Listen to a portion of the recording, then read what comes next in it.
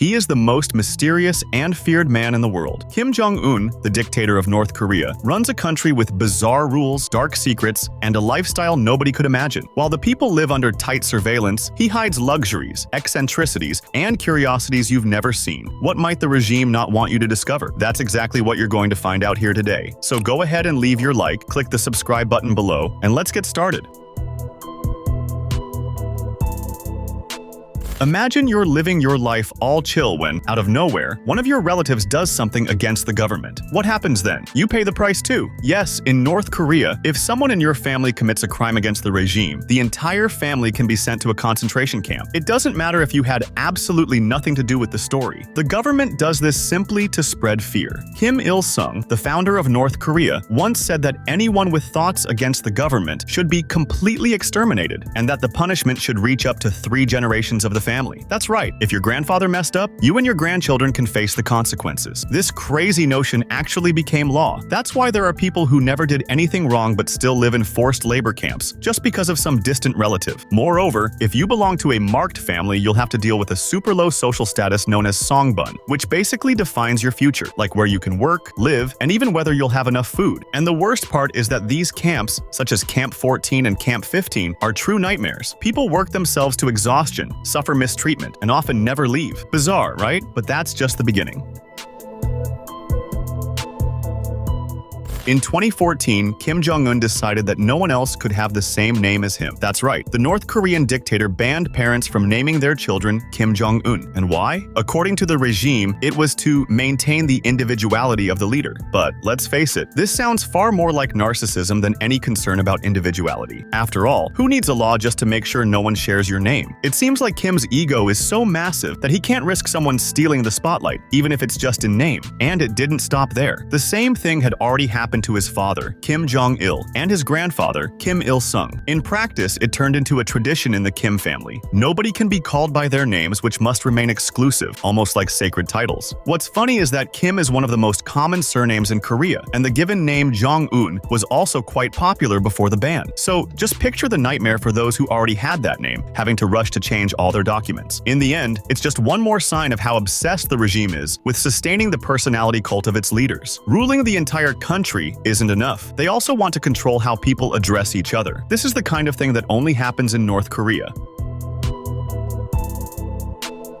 In North Korea, worship of the leaders goes beyond life, literally. After Kim Jong-il died in 2011, the regime decided his body wouldn't just be buried. Not at all. The ex-leader was embalmed and placed in a glass coffin for permanent display at the Kumsusan Palace in Pyongyang, right beside the body of his father, Kim Il-sung. Yes, you read that correctly. His body is there, on display, for anyone to see. Tourists and North Korean citizens visit the mausoleum daily, as if it were a tourist attraction.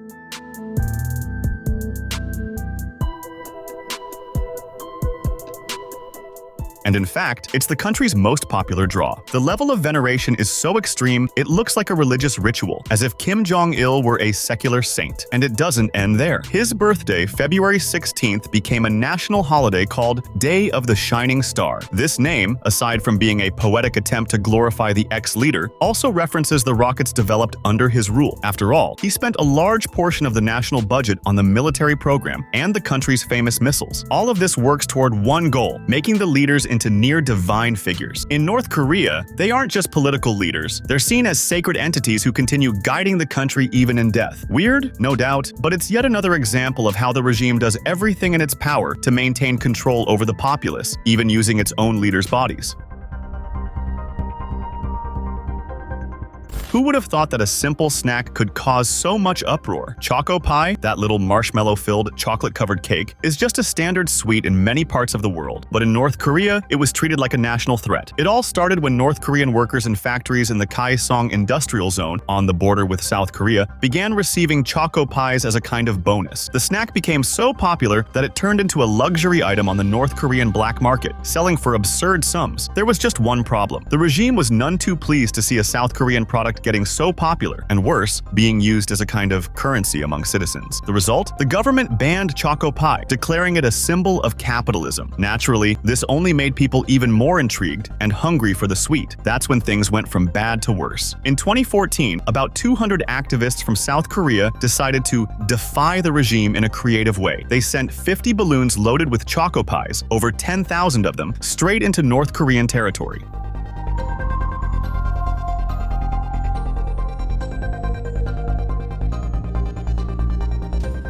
In other words, they literally flew the snacks over the border. The North Korean government was furious, even threatening to bomb the areas where the balloons were launched. Yes, all because of a chocolate snack.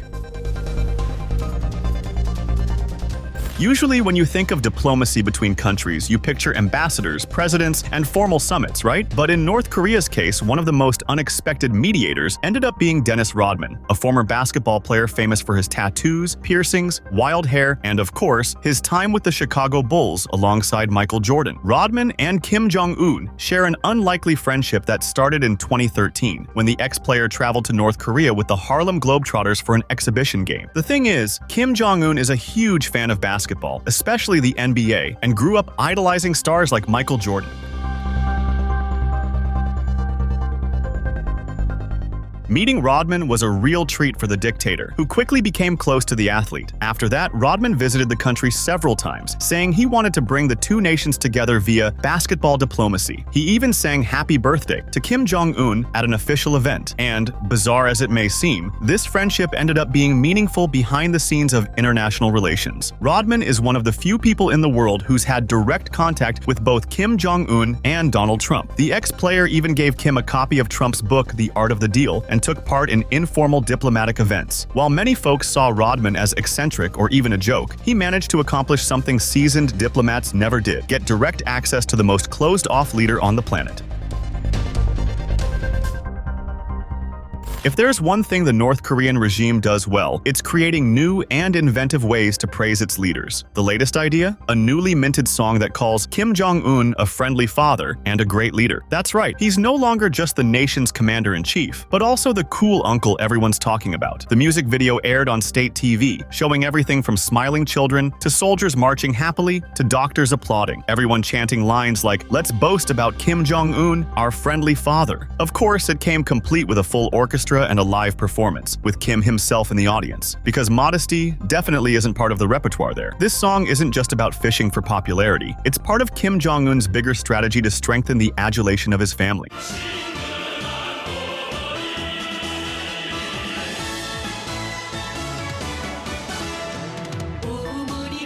Interestingly, while he's trying to seem more accessible, he's also working on distancing himself from his grandfather, Kim Il-sung, and his father, Kim Jong-il. For example, a super important holiday once known as Day of the Sun, which celebrated the birth of the nation's founder, has now been renamed April Holiday, something much more generic. In 2020, the whole world witnessed something nobody expected: Kim Jong-un crying in public. That's right, the leader of North Korea, known for his firm and unshakable manner, could not hold back tears during a speech at a military parade for the 75th anniversary of the Workers' Party of Korea. In the middle of the festivities, Kim took off his glasses, wiped his eyes, and delivered a rare apology with a trembling voice. He spoke about how the people had placed enormous trust in him, comparing it to the height of the sky and the depth of the sea. He admitted that he couldn't live up to that trust and said he felt deeply sorry. 우리가 얼마나 많은 도전들을 이겨내며 여기까지 왔습니까? 특히 올해 예상치 않게 맞닿은 방역 전선과 Kim took off his glasses, wiped his eyes, and delivered a rare apology with a trembling voice. Why the sudden display of emotion? Kim feels he failed to improve the lives of his people, especially during difficult times like the COVID-19 pandemic, natural disasters, and a severe economic crisis. He also highlighted the public's efforts and thanked the military for their hard work in the midst of all these problems. But a lot of people aren't buying it. Some think it's a PR strategy to show Kim Jong-un as more human, humble, and relatable. It could be just another way of reinforcing the personality cult that's already a hallmark of the Kim dynasty. When Red Velvet, one of South Korea's most famous K-pop groups, performed in North Korea in 2018, it looked like the audience had time traveled. On one side, you had Red Velvet with upbeat tunes, lively choreography, and bright costumes. On the other, North Korean bands with a stiff style, serious presentations, and a vibe that seemed plucked straight from an 80s TV show.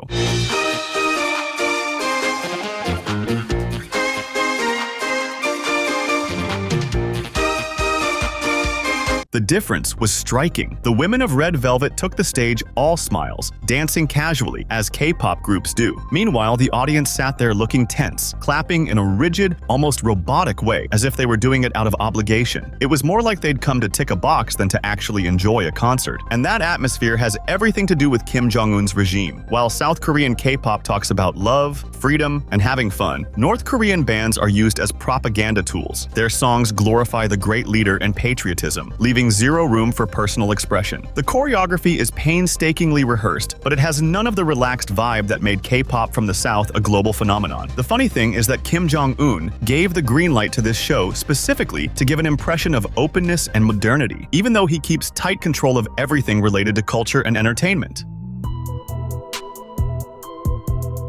After Red Velvet's groundbreaking show in North Korea, a lot of people were left stunned. Seeing a K-pop group perform in front of a crowd full of regime officials looked like a sign that the country was opening up, trying to present a modern face. But in reality, it was all elaborate staging. While those bright lights and beaming smiles were on display, young people in North Korea were being arrested and even executed for listening to K-pop. In 2022, a 22-year-old man was publicly executed just for listening to South Korean songs and sharing a few dramas. And there was that horrifying case of two 15-year-olds who ended up in political prison camps for having K-pop on their MP3 players and showing it to friends. But why so much hatred toward K-pop? It boils down to the rivalry between the two Koreas. Ever since the Korean War ended in 1953, North and South Korea have been locked in constant tension. K-pop has become a symbol of South Korea's success, modern, connected, and full of freedoms. Everything the North wants to keep hidden from its people. Kim Jong-un's big fear is that this pop wave might make people question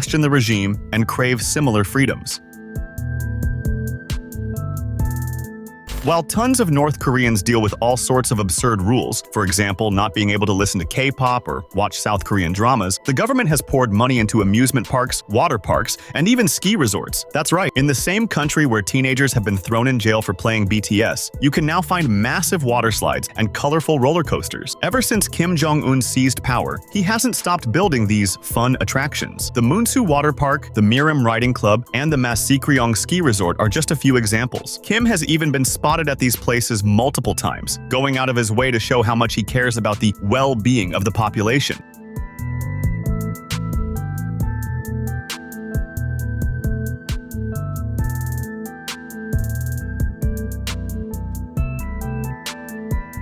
But honestly, it all seems like window dressing. While a privileged few can enjoy these facilities, most people live in fear of getting caught with forbidden music or videos. The biggest irony? The government tries to paint Kim as a cool, modern leader with these parks, but it still controls what people can see, hear, and even wear. At the end of the day, these amusement parks are just another way to disguise what really goes on. Because as fun as a water slide might be, it doesn't erase the fact that freedom in North Korea is still a long way off. In North Korea, being a Christian can literally put your life on the line. While in many countries people go to church, read the Bible, or meet for worship without any problem, in North Korea, being caught as a believer can mean imprisonment or even worse. North Korean Christians are forced to practice their faith in total secrecy. There aren't public churches like the ones most of us know. Services, when they happen, take place in hiding, with just a few people, in places where nobody would suspect a thing. Bibles are extremely rare treasures, and getting caught with one can land you in forced labor camps, where conditions are so brutal that making it out alive is nearly a miracle. And it's not just inside North Korea that the danger lurks. Refugees who flee to China also risk being captured by North Korean spies working with Chinese authorities to send escapees back. If the regime finds out a returning refugee had contact with Christians or heard about the gospel, the punishment is even harsher. Despite all that, there are some churches in Pyongyang, but they're largely a showcase for tourists and visitors, giving the false impression of religious freedom. For North Koreans themselves, the reality is a whole different story. While North Korea struggles with economic crises, food shortages, and absurd restrictions on the population, Kim Jong-un's life is completely different, full of luxuries, privileges, and a concept called pleasure squads. According to testimonies from North Korean defectors like Park Yeon-mi, these squads are made up of women selected specifically to entertain the leader and the regime's elite. The recruitment process is practically unbelievable. Officials go to schools looking for girls they consider pretty, but having a pretty face isn't enough. They also need a clean family background, meaning no relatives who escaped the country or have connections abroad. Then, there's a host of strict medical exams. Any imperfection, like a small scar, can get a candidate disqualified. Those who pass are taken to Pyongyang, where each one receives specialized training. Some learn how to give massages, others learn singing and dancing, and there are even those who end up performing publicly, like members of the well-known Moranbong band, a sort of North Korean version of Girls' Generation. The creepiest part is that even though these bands put on modern shows to impress people, the backstage reality is very different. Many of these women are viewed simply as entertainment for senior officials, and the cycle doesn't end there. Once these women reach their early 20s, considered past their prime by the regime, they're usually married off to bodyguards or government officers, like it's some kind of consolation prize. In most parts of the world, a brightly lit Christmas tree is just a symbol of celebration. But at the border between South and North Korea, it became a source of international friction. In 2012, Seoul allowed a group of Christians to decorate and light up a tower in the shape of a Christmas tree near the border. That alone made Pyongyang accuse the South of waging psychological warfare. Yes, Christmas lights were deemed a threat by the North Korean regime. North Korean media said the display was direct provocation, a way for the South to get revenge, because it had failed in a satellite launch while the North succeeded. The North's government threatened repercussions, though it never clarified what they might be. The reason behind this big fuss goes beyond decorations. To the North Korean regime, anything connected with Christianity is suspect, since religion is deemed a foreign influence that threatens the country's ideological control. The government also fears that symbols like these could inspire people in North Korea, especially those living near the border, who might see the lights shining from across the way.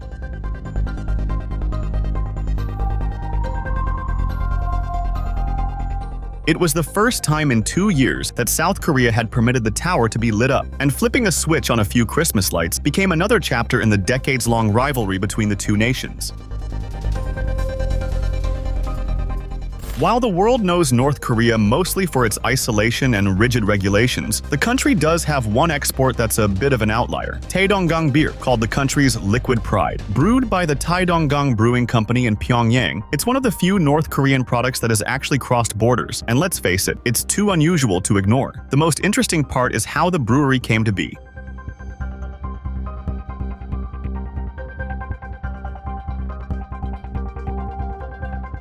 In the year 2000, the North Korean government decided it wanted a proper beer factory. Rather than build one from scratch, they went straight to the source. They bought an entire brewery in England, the Old Ushers of Trowbridge, for about $1,600,000. That's right, the regime that constantly rails against Western influence basically dismantled a British factory, shipped everything by boat, and reassembled it in Pyongyang. Hard to get more capitalist than that, isn't it? Since 2002, that brewery has been operating at full steam using high-end German technology. The end product? A 5% alcohol brew, bitter and full-bodied, similar to an English ale, which makes sense given its origins in a British factory. The marketing for Taedonggang is also noteworthy. In 2009, North Korea did something highly unusual. It ran a TV ad promoting the beer. In a place where propaganda is basically reserved for exalting the great leader, airing a beer commercial on state TV was, to say the least, surprising. Despite this strange backstory, Taedonggang is considered the top beer in North Korea. It's easy to find in bars, restaurants, and hotels in Pyongyang, especially those frequented by foreigners. For a while, it was even exported to South Korea, but rising tensions and higher prices ended that arrangement.